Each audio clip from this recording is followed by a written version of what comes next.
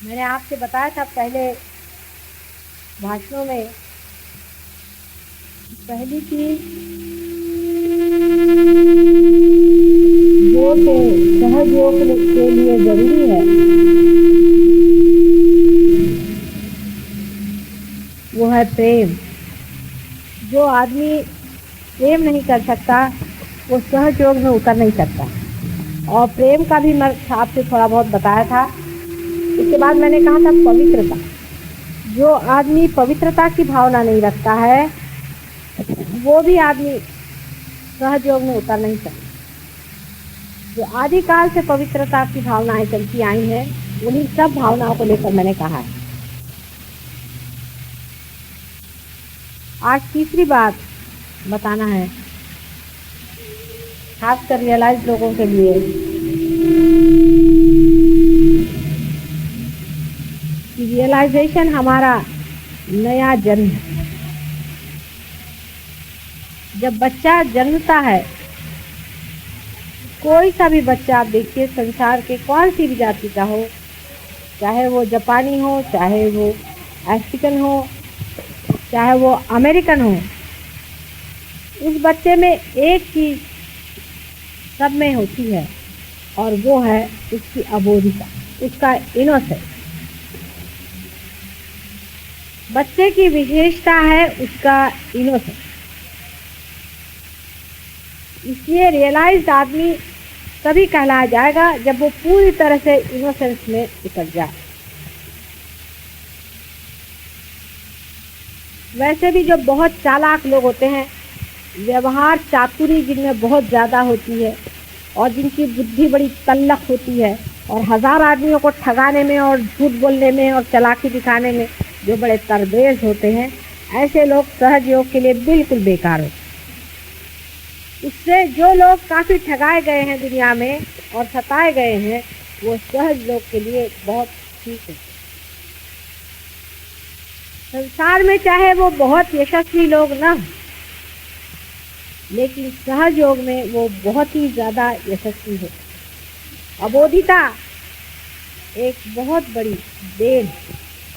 ये भी जन्म जन्मांतर की खोज से ही मनुष्य पाता है।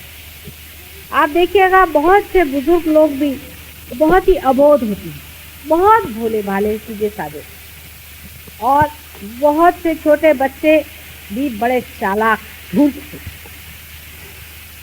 आजकल के ज़माने में जो आदमी दो चार पैसे में किसी को ठग मारे वो सबसे बड़ा यशस्वी आदमी समझा जाए। एक उदाहरण के तौर पर, जैसे एक हमारे रिश्तेदार थे, तो हम उनके घर गए तो वो बड़े अपने को बड़े भारी आदमी समझते हैं और वो बड़े विद्वान समझते हैं अपने को, बहुत ज़्यादा उनका व्यवहार करते हैं। और बीवी बेचारी अनपढ़, उसको वो कुछ खास समझते नहीं, सोचते बेवकूफ़ है, ये सारा हमारा पैसा लुटा देगी। और एक परले दर्जे के कंजूस हैं। अब उनके घर हम गए तो बताने लगे बड़े इससे कि साहब मैंने देखिए ये जो ज़मीन है, ये मकान है, ये पूरा किराए पर ले लिया और 30 साल पहले 40 साल पहले लिया था और इसका मैं सिर्फ 100 रुपये किराया दूँ, और ये सारी ज़मीन मेरे कब्जे में और किसी की मजाल नहीं कोई हाथ लगाए। बैठे हुए आराम, न उस ज़मीन में कुछ जाते हैं न कुछ नहीं, एकड़ों ज़मीन ले करके बैठे हुए हैं इसी पर दावा लगा कर। और पहले मेरी उल्लू बीवी है, इसकी वजह से मुश्किल न जाने आज कितने महल में खड़ा किया होता, अभी किराए के मकान में रहा। उसको 3-4 गाली देने में भी उनको कोई हल नहीं था। लेकिन ये तो हमारे रिश्ते में हमारे जेठ होते थे, तो हम चुपचाप बैठे रहे, हमने कहा भी क्या बोले। उसके बाद उनकी जो बीवी थी वो बेचारी चुपचाप सुन के रह जाती। इतने में एक आदमी आया, वो कहने लगा कि साहब देखिए मैं घर मालिक की ओर से आया हूँ और घर मालकिन कह रही है कि आपके यहाँ इतनी इमली के पेड़ हैं, उसमें से इस इमली का उन्हें इमली बहुत पसंद आती है, तो आप कहिए तो हम 2 रुपया आपको देते हैं और आप हमें थोड़ी इमली दे दीजिए। ये बिगड़ गए, वाह क्या सोचते, 2 रुपये की इमली कहाँ से आएगी, 5 रुपये दो तो देंगे। काफ़ी झकझक करी। उसके बाद अपनी बीवी से कह, खबरदार ये आदमी ऊपर न चढ़ने पाए, यहाँ की इमली न उतारने पाए। उसके बेचारे के 100 रुपये के मकान में वो बेचारे के रह रहे हैं उसको कम से कम कुछ नहीं तो 3-4 हज़ार रुपये का नुकसान करना। पहले बड़ा पैसे वाला है, दे सकता है सब कुछ। आप कहना अभी ऐसा लॉ आने वाला है, ये घर मेरा ही हो जाने वाला है, मेरा इस पर कब्जा होने वाला है, इसकी वो इंतज़ार में है, पता नहीं कैसे। बहरहाल जब वो चले गए तो उनकी बीवी ने उस आदमी को अंदर बुलाया, कहने तुमको कौन सी हिंदी के मंगाए हैं वो तो जितना भी तो मेरे ही सामने से, और उसको जेब से 5 रुपये निकाल के देते का 5 रुपये क्यों दे रहे हैं मेरे को, मुझी को देना है आपको पैसा। कहना भाई तुम चढ़े, तुमने मेहनत करी, उसके 5 रुपये, और उनको मेरा नमस्ते कह देना, जाओ ले जाओ, भग जाओ, और कल अगर और चाहिए तो आ जाना, लेकिन 12 बजे के बाद आना, तभी ये चले जाते। तो उसने ये जवाब दिया कि मैं तो इंतजार में था कि कब सीखेंगे तो मैं भी तोड़ूंगा, मैं आपको तो जानता हूँ। अब वो अपने को बड़े चालाक होशियार समझते और सब उन पे हंसते हैं, कधे कहीं के। इस तरह के जो अक्लमंद लोग हैं, जो अपने को बड़े चालाक और होशियार और झूठ बोलना, जैसे लंच फंड करना, इसमें जो अपने को बड़े होशियार समझते हैं, ये सब होशियारी जो है जहाँ के तहाँ रह जाएगी, और ऐसों का सहयोग नहीं होने वाला। और कल अगर संहार शुरू हो गया तो ये लोग पहले कटेंगे, और भोला आदमी हमेशा बच जाता है। भोले आदमी में बड़ी विशेषताएं होती। मैं स्वयं बहुत भोली हूँ, बहुत लोग मुझे कहते हैं कि मेरे घर में तो सब लोग मुझसे परेशान मेरे भोलेपन। मैंने हमारे घर में ऐसा हुआ एक दिन कि हम दिल्ली में रहते थे, तब की बात है, बहुत साल पहले की। तो एक बाज़ार गए थे, दिल्ली के बाज़ार में। वहाँ एक आदमी आया, बेचारा मुझसे कहने लगा कि मुझे बहुत चोट लग गई है और मुझे समझ नहीं आता मैं कैसे करूँ, मैं कैसे जीऊँगा। तो कहते चलो मोटर में बैठो, उसको घर ले आए। घर पे लाए तो उसको हमने मलहम पट्टी करी, और वैसे भी हमें तो ज़रूरत है मलहम पट्टी की, हमने यूँ हाथ वाथ फेरा, बेचारा ठीक हो गया। उसको बड़ा मेरे लिए प्रेम हो गया, और वो इतनी सुबह से शाम तक 4 बजे मैं उठी थी, वो भी 4 बजे उठ करके तब से जो घर में मेहनत करेंगे। लेकिन हमारे घर के लोग बहुत व्यवहार चातुर है, उनका पता नहीं कहाँ से चोट खा के आया है, कोई हो सकता है डाकू होगा। मैंने कहा होगा डाकू, तक अब तो बदल गया है ना, अब तो उसका कितना स्वभाव बदल गया है। मैंने कहा उसको विश्वास तो करके देखो। क्या लगे कि नहीं इसको तो पुलिस में देना होगा, पुलिस से पता करना चाहिए। रोज उसके पीछे सब लोग लगे रहे, हमारे भाई साहब भी थे, मेरे हस्बैंड भी थे, और भी लोग, सब लोग मुझसे कहना इनकी कॉन्फ्रेंस हो कि इसको बिठाना ही चाहिए पुलिस में। मैंने कहा भाई माफ़ कर दो एक बार, देखो अगर चोरी करना तो कर ही लेगा, नहीं होगा तो ठीक है, ऐसी कौन सी बात है, ऐसा कौन हमारे पास बड़ा धन घर के अंदर पड़ा हो। तो उनके पीछे ये लोग पड़े। उस दिन एक दिन शादी में हम लोग गए, तो उसको बाहर बिठा के गए, अंदर घर में नहीं तो चोरी कर जाएगा, फलाना होगा, ढिकाना होगा। मैंने कहा चलिए। उस दिन हम ठीक कुछ जेवर पहन के गए थे। रात को 2 बजे करीब आए, सब थक गए थे, तो मेरे हस्बैंड भी सो गए, वो मेरे भाई भी सो गए, और मैं भी सो गई। तो मैंने जेवर उठा करके ऐसे बाथरूम में रख दिया। तब तो कुछ सोच नहीं रहा कि चोर वोर घर में है। तो जब सवेरे उठे तो हमारे हस्बैंड के पैर के चप्पल गायब, जूता देख रहे हैं, जूता गायब, उनका देखा तो उधर से पर्स गायब, वहाँ से आगे गए तो उनका कोट गायब, आगे चले मेरे भाई साहब जो थे उनके 500 रुपये गायब, उनका जूता गायब, उनका कोट गायब, उनका न जाने एक बक्सा की बक्सा ही खाली। और मेरे इतने महंगे जेवर वहाँ पड़े हुए थे, खानदानी हमारे जेवर, एक चीज़ को नहीं छुआ नहीं। उनके सब चीज़ें उठा के वो भागता बना, क्योंकि उनके लिए वो डाकू ही था, और मेरे लिए वो कुछ भी नहीं। मेरा सब सामान छोड़ गया और ये सब चीज़ें लेके चंपत हो गया।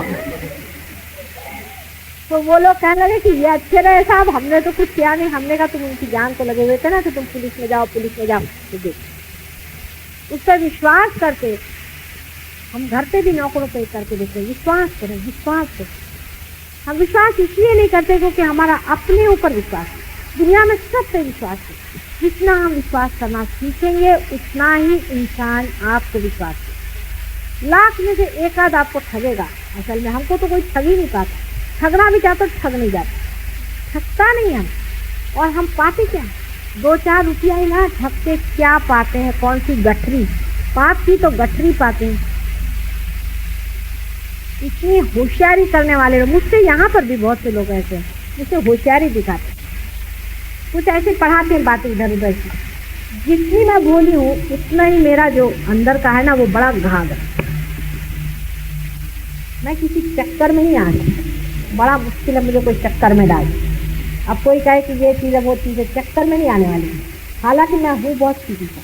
इसकी वजह ये है कि जो आदमी रियलाइज होता है और जो अपने चित्त में ही दिव्य लिए बैठा है वो कहीं उलझता ही नहीं।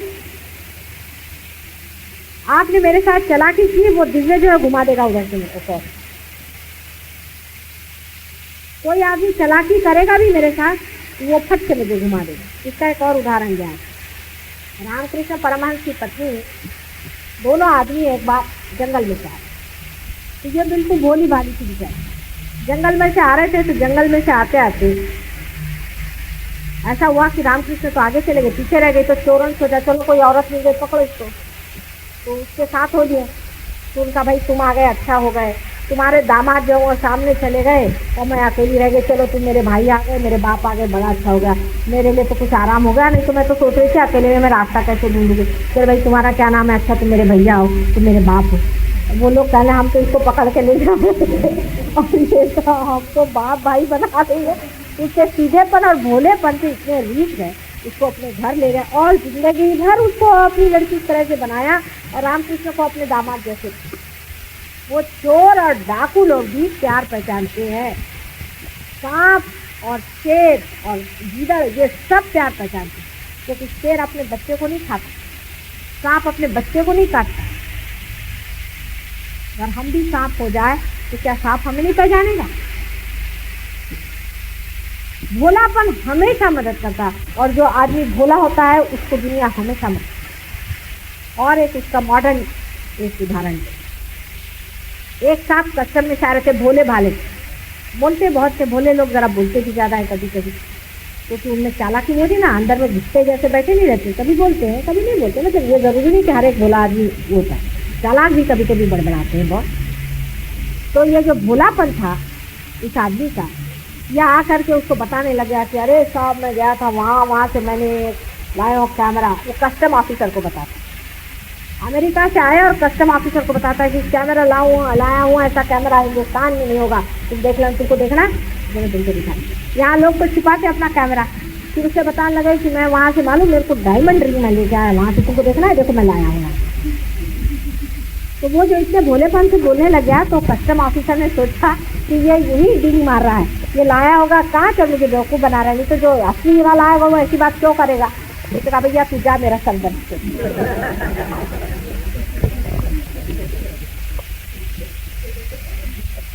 और दूसरा आदमी आएगा छिपा के इधर उधर देखते हुए, आइए इधर मिस्टर आपके पास क्या है। भोले आदमी पर वैसे भी मनुष्य को तरस आ जाता है, और कोई भोले आदमी को सताता है तो उसकी आहें इतनी लगती है, उस डर से भी आदमी नहीं सताता भोले। और अगर कोई भोले आदमी को सताता है जन्म जन्मांतर उसका उसे देना पड़ता। इसलिए भोला आदमी सबसे श्रेष्ठ।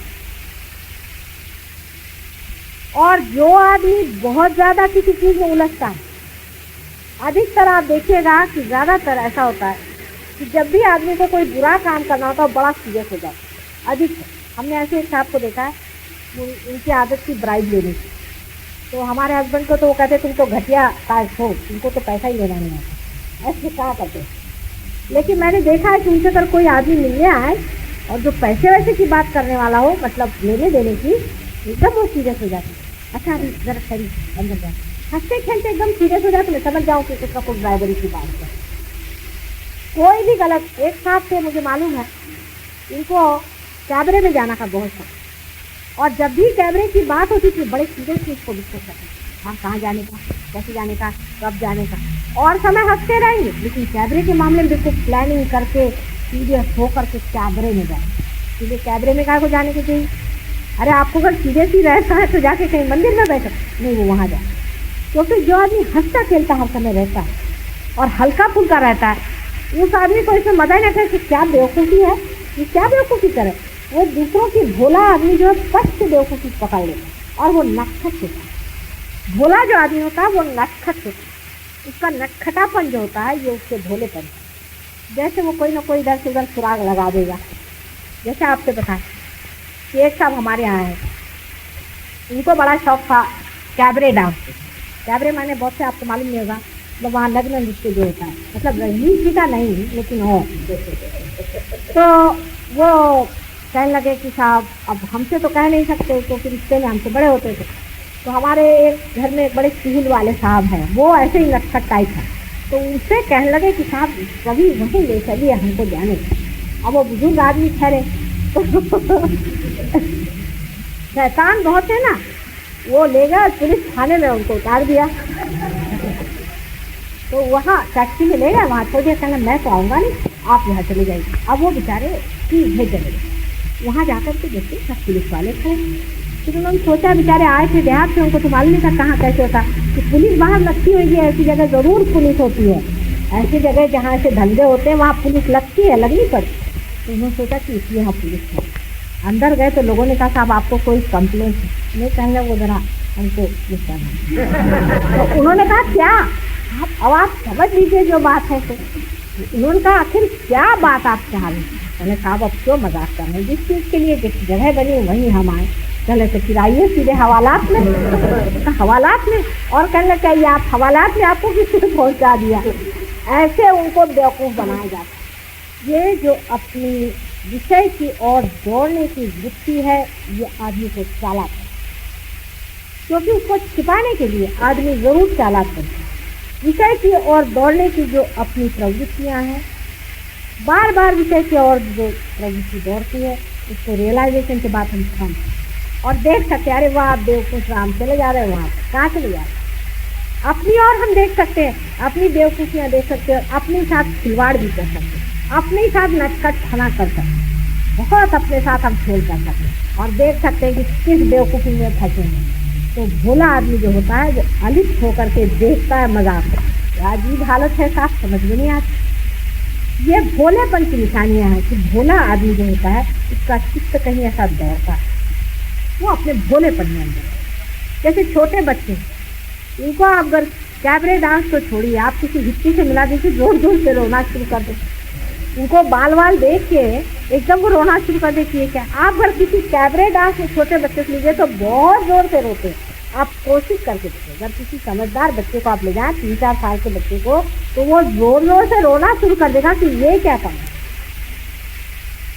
बच्चे की आप हालत देखिए कि अगर उसके सामने कोई भी विक्षिप्तता होती है तो इससे और वो पहले रोने लगता है, और या तो उसको समझ नहीं आता, आँख फाड़ के दिखता है कि ये क्या है, या दूसरा काम बच्चे ये करते हैं कि कोई सी भी बात है सीधी सीधी चले, उनमें कोई लगाव छिपाव दुराव कभी नहीं है। ऐसे कोई बच्चे चुप भी रहें लेकिन वो हर एक चीज़ को देखते रहते हैं। जैसे एक बार किसी ने कहा अपने बच्चे से कि वो साहब आ रहे हैं लेकिन खाते हैं घोड़े जैसे, तो अब इन्होंने वो सुन लिया अपने पति से, उन्होंने कहा, उनसे तो कहा नहीं कुछ।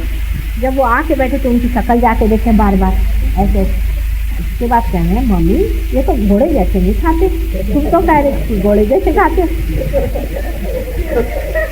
माने उसमें उनको कोई ये नहीं लगा कि भाई मैं कोई बुरी बात कह रहा हूँ या अच्छी बात कह रही हूँ, कुछ दुख देने वाली बात कह रहा हूँ। उनको जो फैक्ट लिखा वो उन्होंने कहा, सीधी सीधी बात उन्होंने कह दी ये बात। और बच्चों में ये समझ आ जाती किसी तरह से कि ये किस तरह से कर रहे हैं, उनका क्या ढंग है, सबकी नकल उतारेंगे। बच्चों में आदत होती है, नकल उतारने वाला आदमी भी एक तरह से भोला होता है, क्योंकि वो भी नकल तभी उतार सकता है जबकि वो साक्षी, और खासकर अगर वो अपनी नकल उतार सके तो सबसे बढ़िया।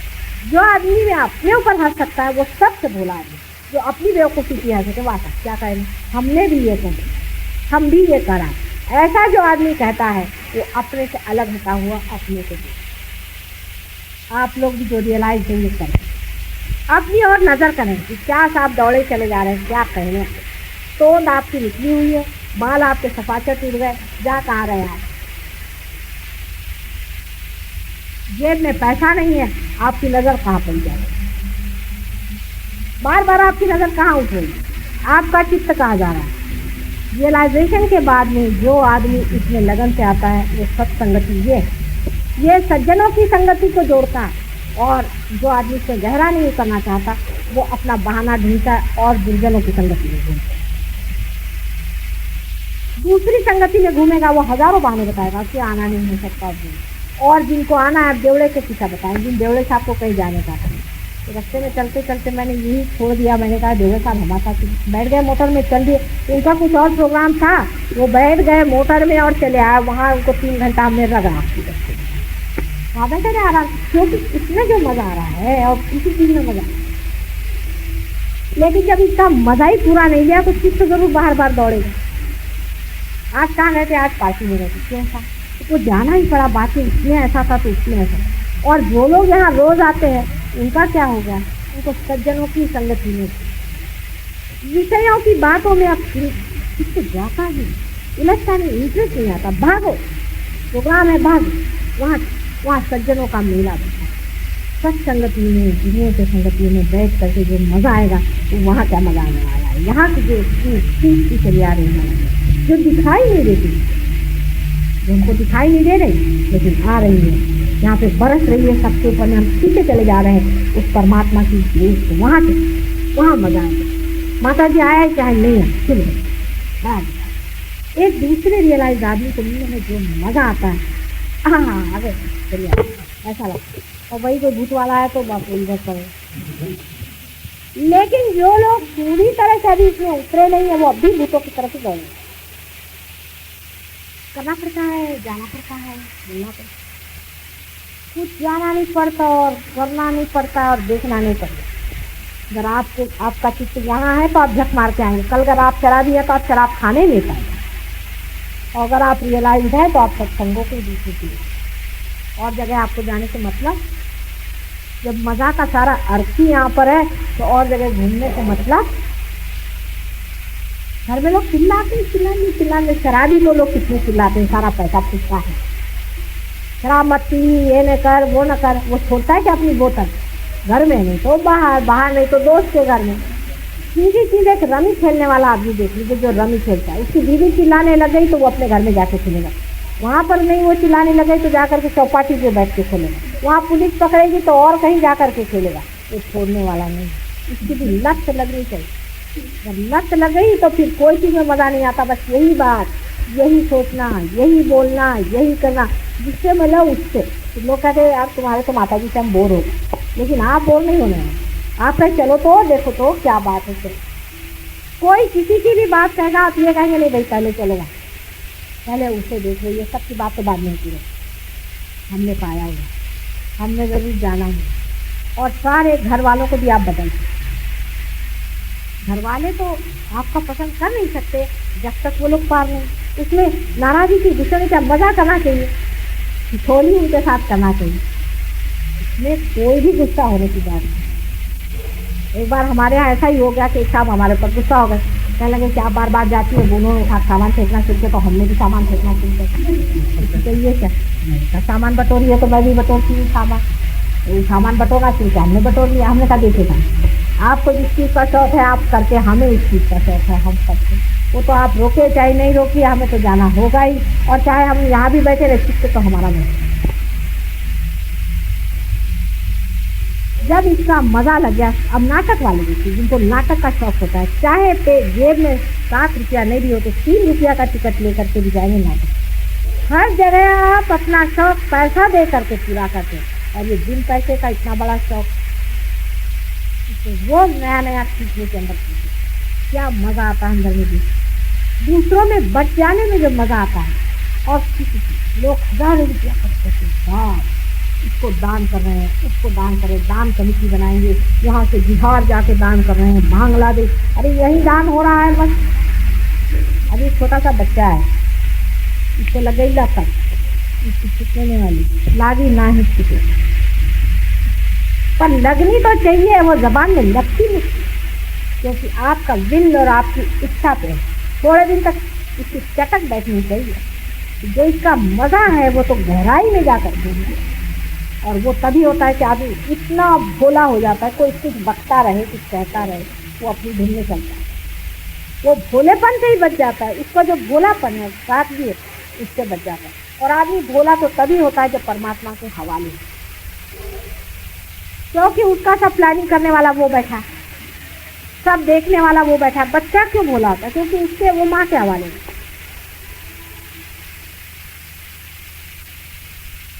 अपने पास तो और भी आयुध हैं लोगों को ठीक करने के, आप तो जानते हैं बहुत सारे आयुध हैं। कोई बिगड़े नाराज हो घुमा,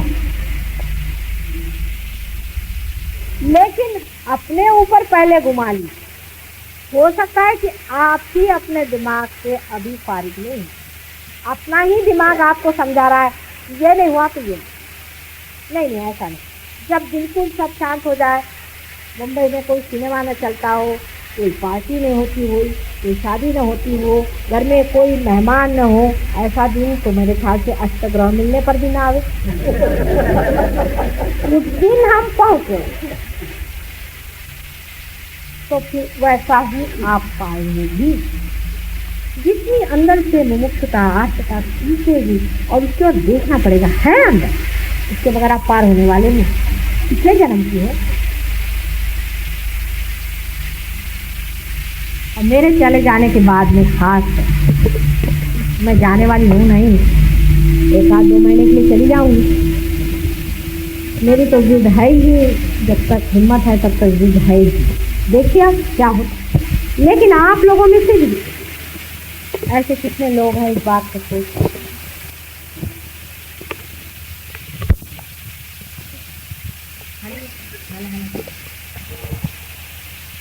इस बात को कितने लोग सोच रहे हैं कि हमारे हाथ से हजारों लोगों का कल्याण होने वाला है, हमारे हाथ से हजारों लोग पार होने वाले हैं, और हम जो सीमित अभी थोड़े से हैं वो कहीं अधिक, एक आदमी हजारों आदमियों की।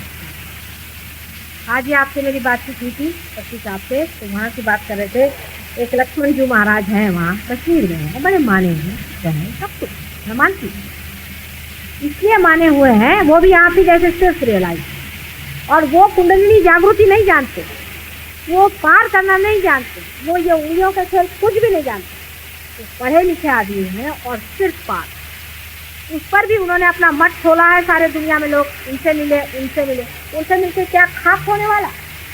वो क्या कुंडलिनी की जागृति जानते हैं कुछ भी? वो उंगलियों से अगर कुंडलिनी की जागृति करना सिखा दे तो हम जो कहें कहा, पर उनका नाम है क्योंकि वो अपनी मठ बना के बैठे हैं, वहाँ झंडा गाड़ के बैठे हैं लक्ष्मण जी महाराज। सब दुनिया उनको मिलने आती, प्राइम मिनिस्टर मिल जाएंगे, मिनिस्टर मिल जाएंगे, दुनिया मिल जाए, तो झंडा गाड़ के बैठे। आप में से सब उनसे ऊँचे हैं, मैं आपसे बता सकती हूँ, लेकिन आप लोगों को लग नहीं, क्योंकि आप उंगली के इशारा पर अपनी कुंडलियाँ दूसरों की उठाते हैं। आप उनके सारे चक्र बता सकते हैं। आप उनसे पूछे हो किसी का चक्र बता दें तो मैं जो कहीं कहा,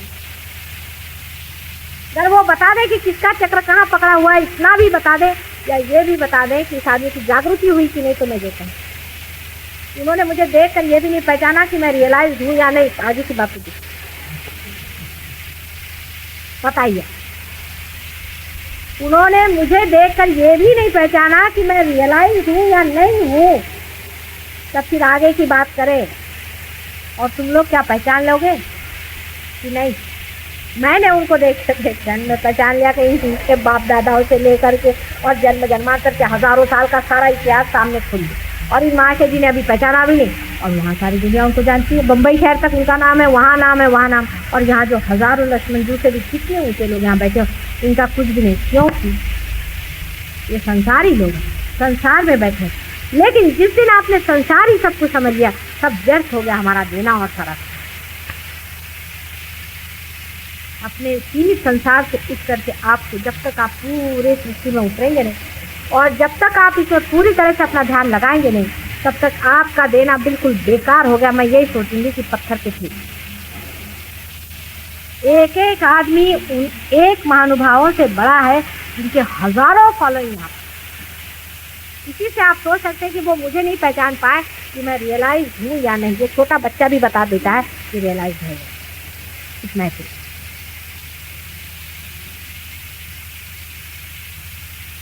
लेकिन ऐसे आदमी पीछे में हजारों आदमी, फिर ऐसे भी लोग हैं कि जो बिल्कुल ही रियलाइज तो छोड़े, जिनकी जागृति भी नहीं, उनके पीछे में झंडा लगा के बैठे हुए हैं, बाहर ये लगा के बैठे हो। ये साहब बहुत बड़े आदमी, कल कर मेरे सामने है तो होएगा उनका, और कुछ नहीं, और आपके सामने भी होएगा।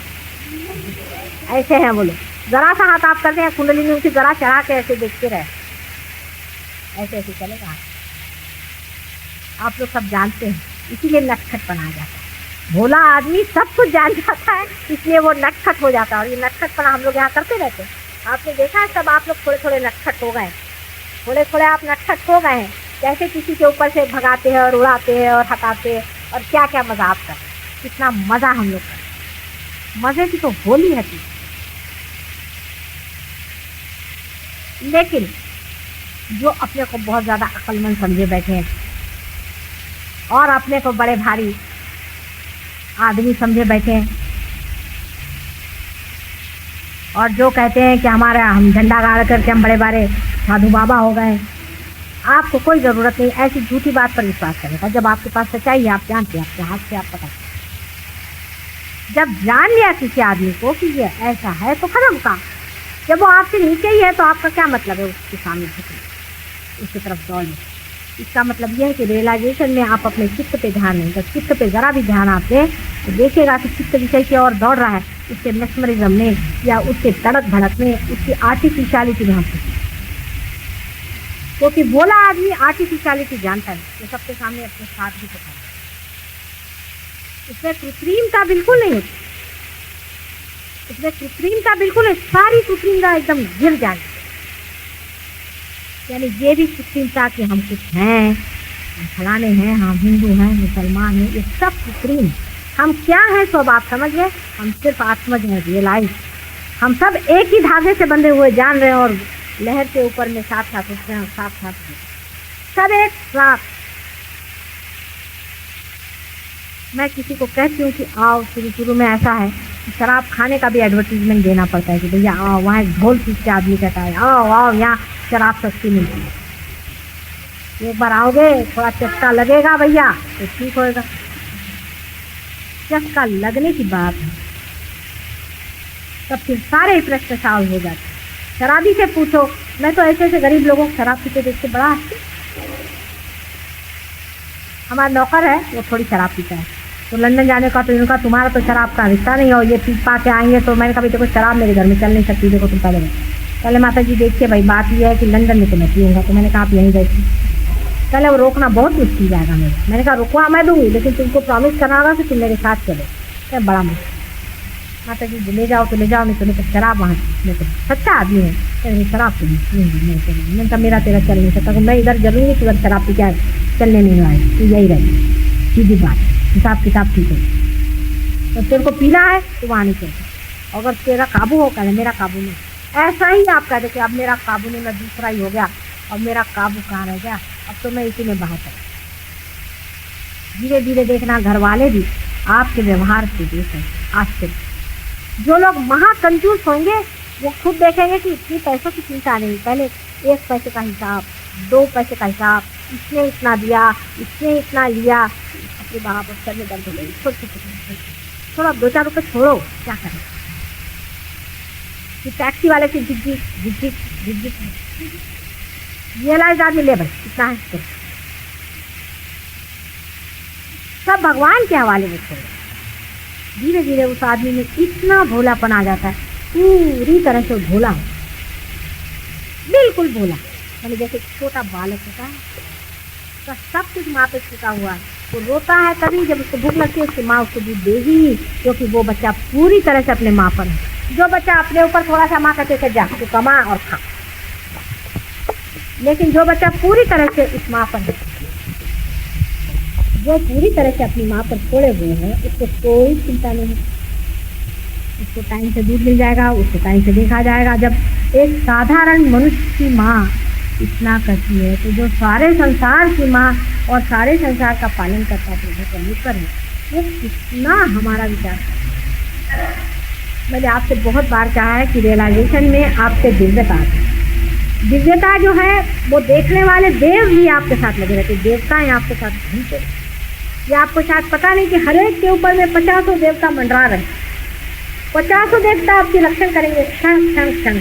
लेकिन जब देखेंगे कि आप अपने से लगा कर रहे तो छोड़ करके भाग जाएंगे, सीखने वाले आपकी दिव्यता खो जाए। वाइब्रेशन का रुकना ही माने दिव्यता का खो जाना है क्षण में। लेकिन जहाँ वाइब्रेशन आते हैं वहीं उसकी सुगंध फैलती है, वहीं देवता लोग आते और वहीं देवता लोग आ करके और आपको मजा आएगा। जैसे सुगंध बंद हुई भाग, उनका काम ये है जैसे कि फूलों पर मधु पर मंडराते हैं, ऐसे देवताओं का काम है कि आपके करने और आप ही का काम है।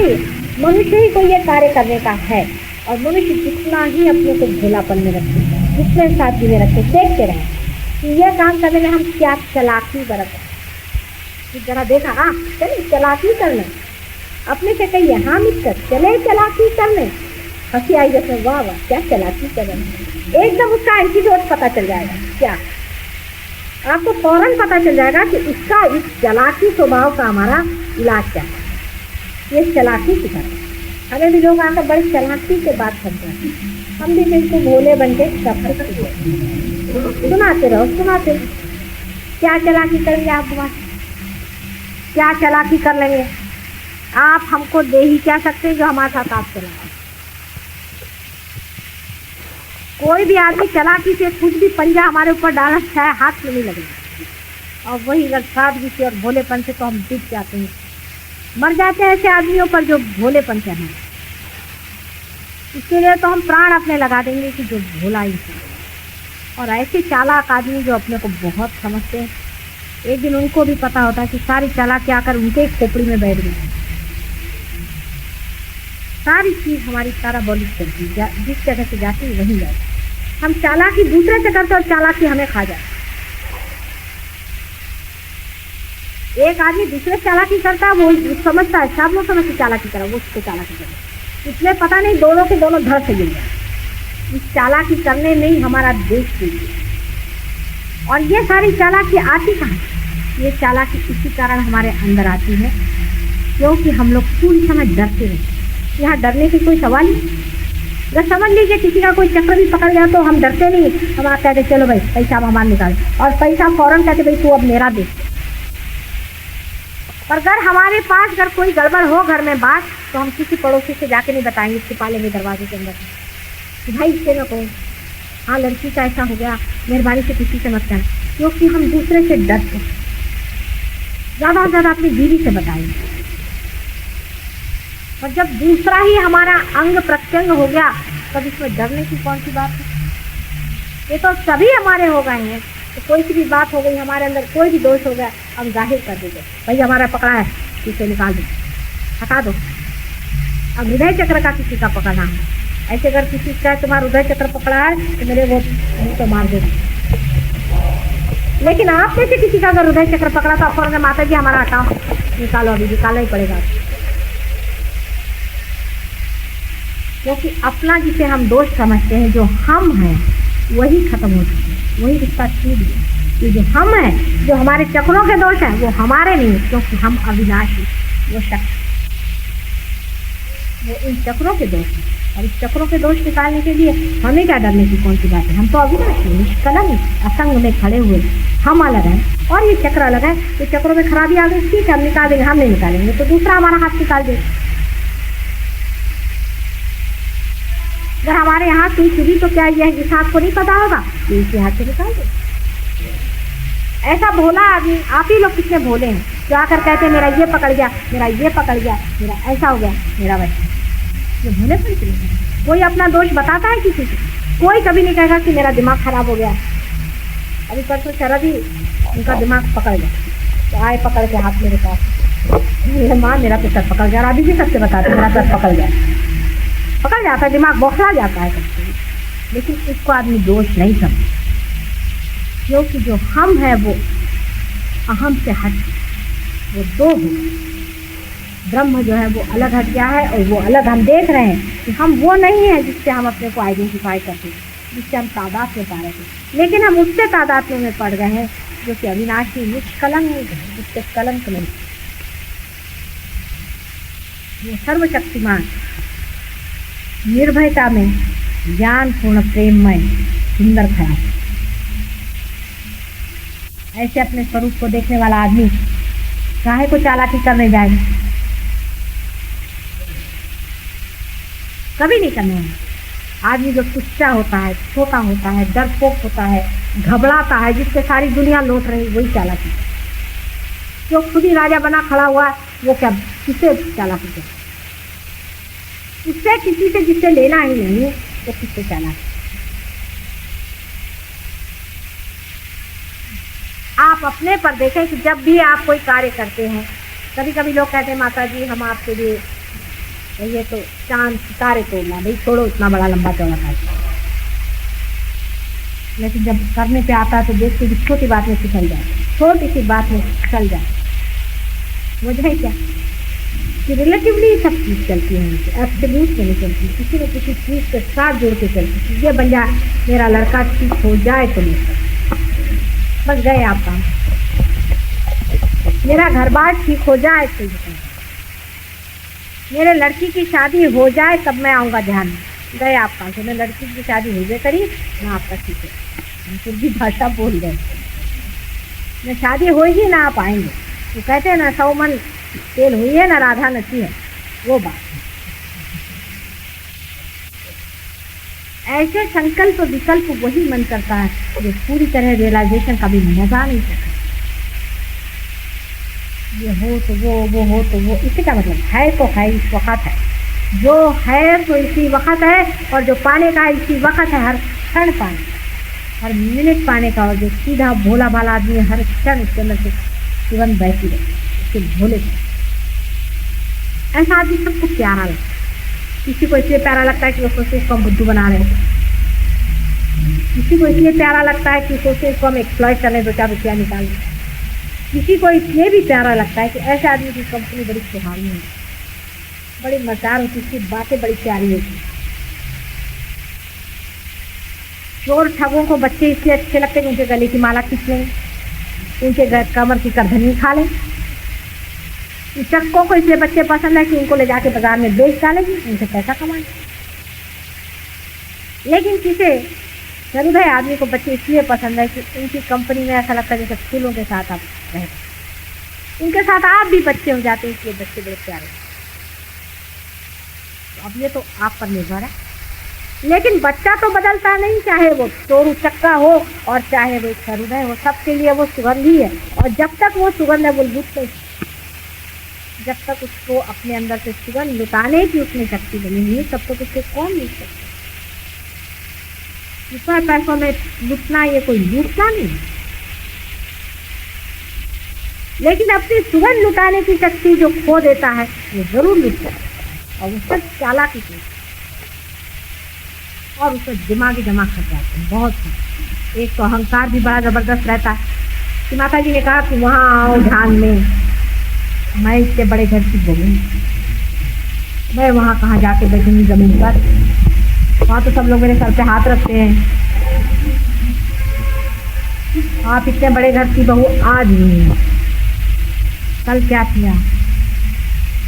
और इतनी बड़े घर की बहू होकर के भी जब आपको आनंद नहीं मिला तो आज जमीन पर ही बैठ करके अगर आनंद मिलता है उसे स्वीकार करना। इतनी भी अगर अकल आपके अंदर नहीं है तो आप पास आई।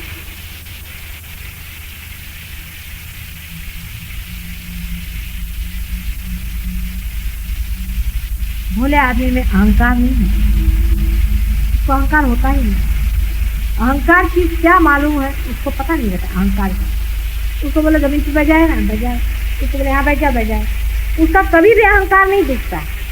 आप लोगों का अगर कहीं भी अहंकार दिखे तो समझना चाहिए रियलाइजेशन थोड़ा कच्चा है, दोनों कोई पकड़ा आ जाना यहाँ पर दिखाने के। माता जी कुछ चीज़ पकड़, छोटी सी चीज़ में लोगों का अहंकार दिख जाए। जैसे अभी वो ट्रेन में बैठते बैठे एक आदमी मेरे पास बैठे है, किधर बैठे, दूसरा उधर बैठा, उन्होंने हमको पास में नहीं बिठाया। ऐसी छोटी छोटी चीज़ पर अगर आपका अहंकार टूटता है तो ये सोच लेना चाहिए कि हम रियलाइजेशन में अभी पूरे खरे उतरे नहीं है। क्योंकि आप लोग मुझे देखा है, मुझे कुछ समझता नहीं, हालांकि मैं बहुतों का अहंकार दुखाती हूँ क्योंकि मैं एकदम बेवकूफ़ इंसान हूँ। मुझे प्रोटोकॉल बिल्कुल नहीं आता, कुछ भी प्रोटोकॉल मुझे कतई नहीं आता है, जीवन भर नहीं आया और आप कभी आने नहीं आए कि इनको ऐसा करना चाहिए, इनसे ऐसी बात करनी चाहिए, इनको ये कहना चाहिए, कोई आए उसको एकदम बहुत ये करना चाहिए। मैं तो किसी को भी गले से भी लगा लेती हूँ, कभी किसी को झाड़ भी देती हूँ, किसी कुछ भी करती हूँ। लेकिन जब तक मेरे अंदर प्रेम करने की शक्ति है तब तक मेरा कुछ नहीं जाने वाला, क्योंकि प्रेम से बढ़ के और कोई प्रोटोकॉल ही नहीं सिखाने वाला। बढ़िया लोग कभी कभी आश्चर्य में रहते। अभी मैं वहाँ गई थी, मुझे वो पहचानते नहीं थे, उनके पिता रोने लगे, लड़की के 26 साल की लड़की मरे तो उसको मैंने अपने जी से लगा दिया। वो भी आदमी है बहुत चक्कर आ गई थी, औरत में क्या है एकदम से ऊपर वो रोने लगे, यहाँ पर सड़क पे पिता रोने लगे। तो वो सब कुछ जो कि सोचा साचा जाता है वो सब चालाकी। ये क्या कहेंगे, क्योंकि हम ऐसा सोचते कहेंगे, कहने दो क्या कहेंगे, जो मैं हूँ तो मैं ही रहूँगी। किसी के कहने न कहने से कोई बदलने नहीं वाला, किसी के बकने से कोई बदलता नहीं। कोई कुछ भी बकता रहे, बकने से कोई बदलता। जो आप है वो आप ही हैं, लेकिन इतना जरूर होना चाहिए कि आप अपने से सच्चाई रखें, आप अपने साथ झूठ न बरतें, आप अपने दिमाग में चक्कर न चलाएं, चालाकी न करें अपने ही साथ। हम असल में अपने को ठगते रहते हैं सुबह से शाम। देखते रहिए आप अपने को किस तरह से करते, तब आपका मन बताएगा कि हाँ मैं बड़ा ठगू हूँ, अपने को ठग रहा हूँ। वाह अरे क्या कह, असली ठगू हूँ मैं अपने को ठग रहा।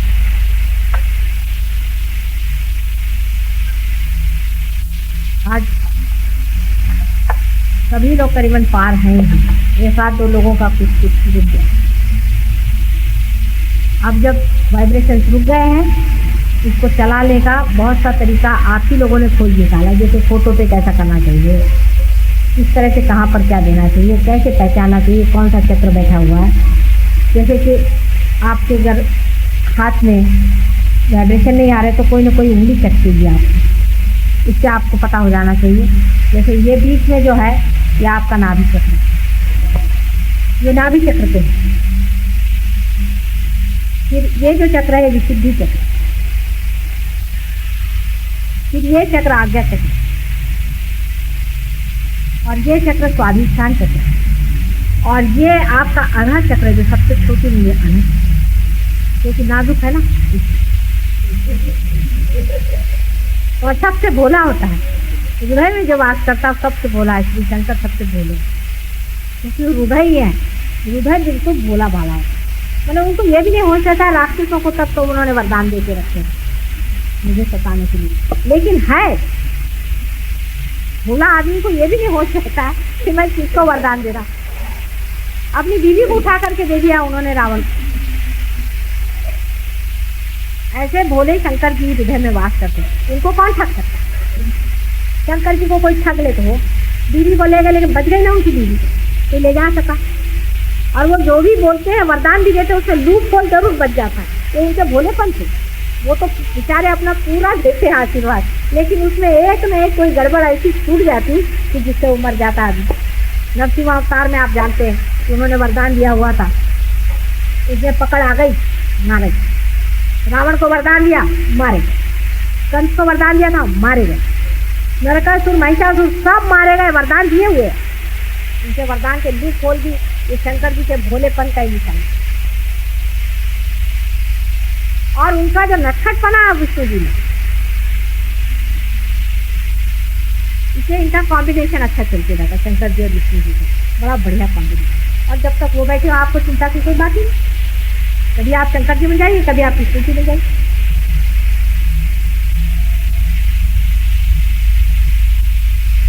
एक हल्की तबीयत रखें, एक बिल्कुल लाइट हार्टेड है, बहुत सीरियस बात नहीं है, सीरियस नहीं है, बिल्कुल लाइट। अपने मन को एकदम लाइट रखें। छोटे बच्चे को हल्के दीजिए। अभी अगर एरोप्लेन आए उधर देखेंगे, इधर आए उधर देखेंगे, उधर कोई गया उसको देखेंगे, हर एक चीज को। एरोप्लेन हमारे यहाँ आता है हजारों बार, जितने बार एरोप्लेन आएगा सब बच्चे बाहर दौड़ करके बाय बाय एरोप्लेन। उस तरह समुद्र का पानी आता है 2 बार, जितने बार समुद्र का पानी आएगा उस तरह सब बच्चे दौड़ के जाएंगे, उसको ग्रीस करेंगे, फिर लौट के। कहीं भी कोई हलचल हो जाए दौड़।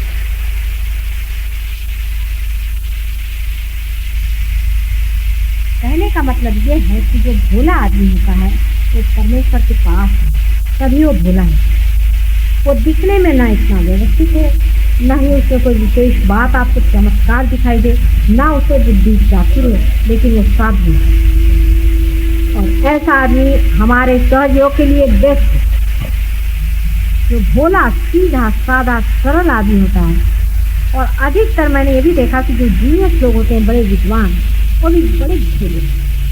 मैं मिली हूँ कुछ लोगों से, मुझे कभी कभी उससे भोले बनते ऐसा ये आता है कि इतनी भोली जैसे बात करेंगे कि लगता है कि जैसे कोई छोटा बच्चा हो। इतने ज्ञानी पुरुष होकर भी इतने भोलेपन से बात करते, कभी कभी आश्चर्य था, क्योंकि वो जो ज्ञान उन्होंने पाया है वो परमात्मा से पाया, और उनके भोलेपन की वजह से ही उनके अंदर होते। आप बात करें ना करें ये मेरा मतलब नहीं कि बकबक करें, लेकिन ये है कि अंदर से हंसी खेलती दुनिया है। एक छोटे बच्चे, अधिक अधिकतर बच्चों के कंपनी में रहे, बुढ़ों की कंपनी में मत रहते। मैंने हमारे यहाँ कोई 80 साल के भी लोग 18 साल के हो गए, तो ऐसे लोगों की कंपनी में रहा करें कि जो बच्चों जैसे और अपना मन भी बच्चों जैसा ताज़ा है। इससे सहज योग में बड़ी मदद रहेगी, आदमी आगे बढ़ता है। बच्चे जब मेरे पास पार होते हैं, मैं देखती हूँ कि वो बड़ी श्रद्धा से, अब मेरे 2 बच्चे हैं, मेरे ग्रैंड चिल्ड्रन, आप जानते हैं, दोनों पार ही पैदा हैं। रोज़ घर में झगड़ा के पूजा में भी जाने का मांगते हैं, पूजा में भी जाने का। मुझे लगता कि दोनों मेरे गोद में यहाँ बैठ जाएंगे, इससे बेहतर ये कि इनका रोज़ सवेरे उठ करके, देखिए छोटे बच्चे 1.5 साल के 1-2 साल, रोज़ सवेरे उठ करके दोनों पैर के नीचे में हाथ रखते और सर लगा करके आधा घंटा में, कौन बच्चा रहेगा दूध पिए बगैर? वो पिए बगैर उनका होता ही नहीं, जैसे कि दूध से भी ज़्यादा जरूरी चीज़ है पैर। और आके पड़ी फिर कहेंगे, अब उनको मैंने बड़ी वाली बताया कि इसको कुंडलिनी करके, कुंडलिनी पर पैर रखो। और छोटी वाली जैसे उनके हम हाथ रखेंगे, कभी यूँ कभी यूँ, अभी उस दिन अपनी उनकी नौकरानी थी, इसलिए तुमसे गरम गरम आता है, जाओ नानी के पैर पकड़ो, बड़ी वाली को। और उनको लगन है, नानी हमको पूजा में ले जाए, रात दिन नानी हमको पूजा में। अब वो छोटे छोटे बच्चों को तो जिसको बिस्कुट चॉकलेट अच्छे लगते, चॉकलेट नहीं चाहिए, कुछ नहीं चाहिए, बस पूजा में ले जाए। जैसा बच्चा अपनी माँ चाहिए, उसको कुछ दुनिया की चीज़ों तो माँ चली जाए तो होता है, ऐसे ही वो है।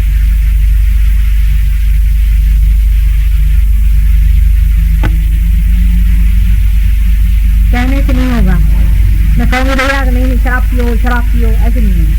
और शराब तो मुंह में लग जाएगी, लेकिन ध्यान नहीं लगने वाला। ध्यान मुंह में नहीं लगने वाला आसानी से, शराब लग जाएगी।